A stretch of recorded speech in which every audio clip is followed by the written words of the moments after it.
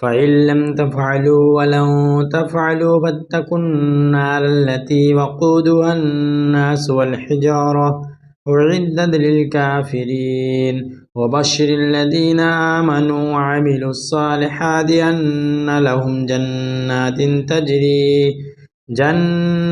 تجري من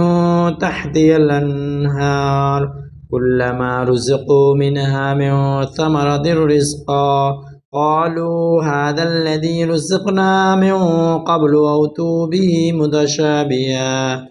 ولهم فيها أزواج مطهرة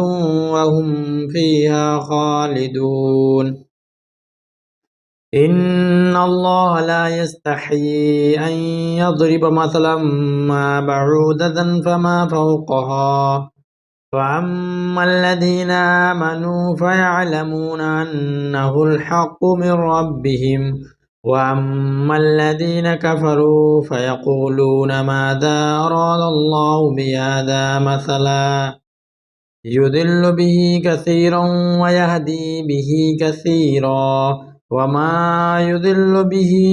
إلا الفاسقين الذين ينقضون عهد الله من بعد ميثاقه ويقطعون ما أمر الله به أن